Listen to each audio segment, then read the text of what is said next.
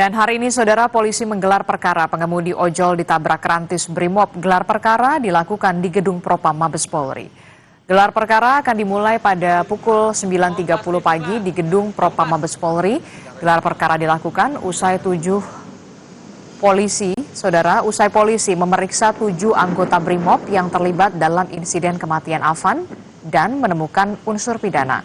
Driver ojol Afan Kurniawan tewas usai ditabrak kendaraan taktis Brimob pada 28 Agustus lalu saat demonstrasi menolak tunjangan anggota DPR.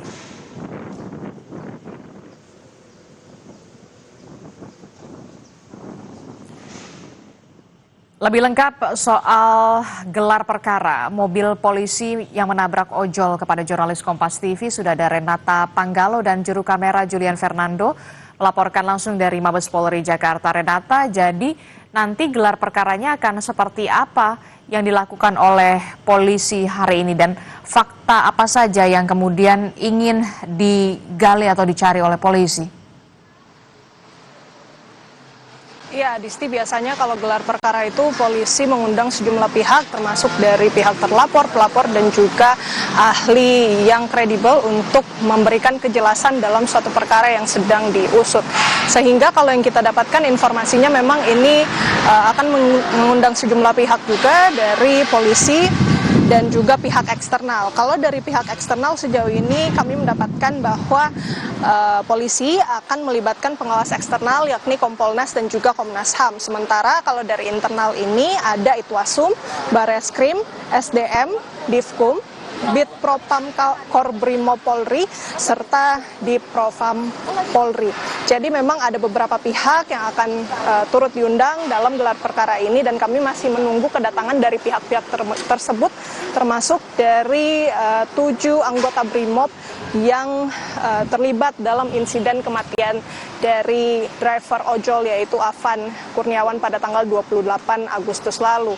Adisti, diketahui memang gelar perkara ini dilakukan setelah polisi menemukan adanya unsur pidana setelah memeriksa 7 anggota Brimob yang kemudian juga dari beberapa hasil analisis dari beberapa hal lain seperti pemeriksaan saksi yaitu termasuk juga dengan orang tua dari Afan, kemudian juga hal-hal lain seperti bukti visum, kemudian video, dan juga foto yang sudah kita tahu beredar di media sosial ataupun di masyarakat.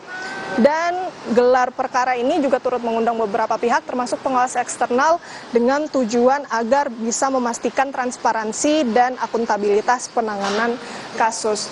Diketahui juga, Adisti dan juga saudara, sudah ada beberapa penetapan yang dilakukan oleh polisi, yaitu 2 polisi dari 7 ini ditetapkan sebagai terduga pelanggaran berat, yaitu Kompolka dan juga Bribka-R.